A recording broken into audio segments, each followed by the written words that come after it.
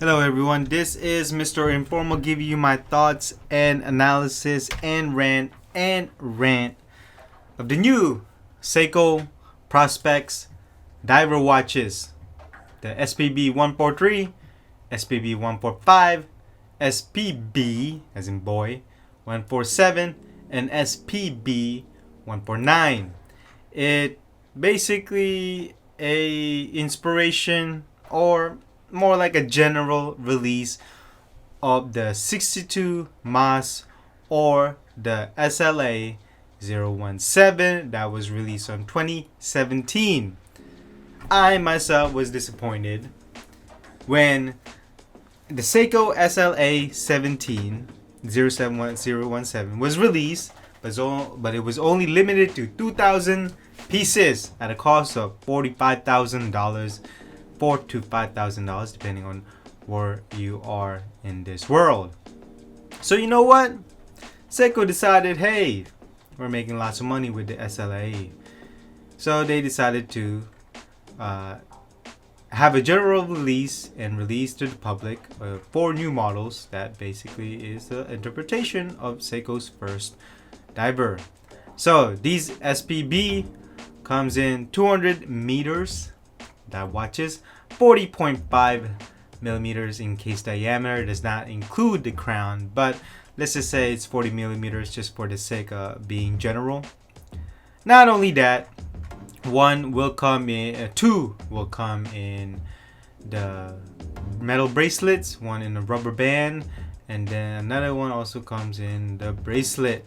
Not only that, they will have different dial options from brown, bronze, blue, and your general black. So what are the specs on these? Let's check it out.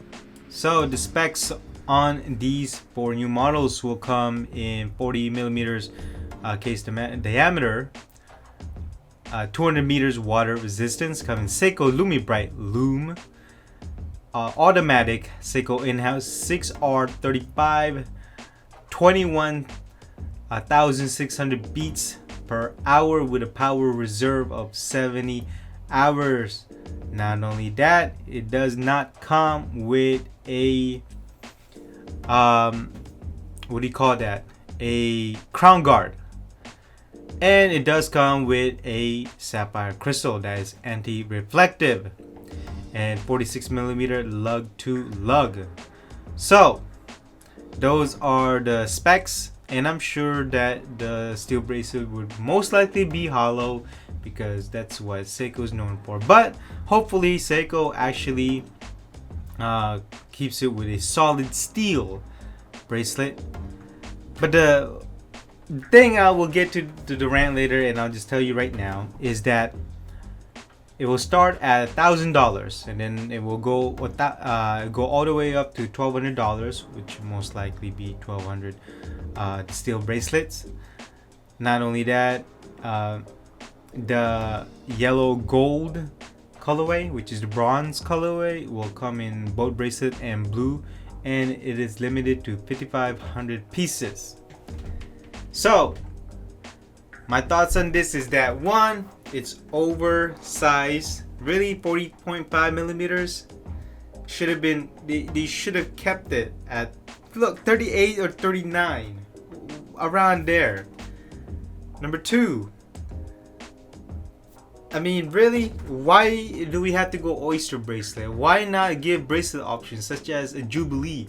You have a 3 colorways with a steel bracelet. So anyways, my thoughts on this is overpriced, too big. The colorways could have done more, but I mean, I guess that's what Seiko offering. I wish there was an orange option. It would have been nice. So those are my thoughts. Now, I'm not the only one who's actually having the same sentiments, because I've read in different websites and different videos that people are saying the same thing. It is overpriced. It is too big. Not only that, it doesn't feel like it's taking cues from the 62 MAS. Maybe it's just the markers, that takes it. But look, I have to give credit where credit is due. Some options are really nice. Obviously, the black one is going to be a hot seller. So those are my thoughts. And so let's get to the analysis. In this world of watches, suddenly it's getting more expensive and expensive. You see, this watch is more of a jewelry instead of a tool watch. Why do I say that? Well, for one, if this is a tool watch, shouldn't it be lower? Shouldn't there be a crown guard? Right? Okay, fine. If you want to take inspiration from the past, fine. There's no crown guard. And then, number two, at $1,200, it's gonna be really, really hard for a person to say, I'm gonna spend $1,200 on a Seiko diver when you can buy a used Tudor. You can buy other Swiss-made automatic divers. I mean, there's Squale, right? There's different types of diver watches. Diver watches are quite competitive. So do I expect these SRPB and the Seiko PROSPEX to be a hot seller?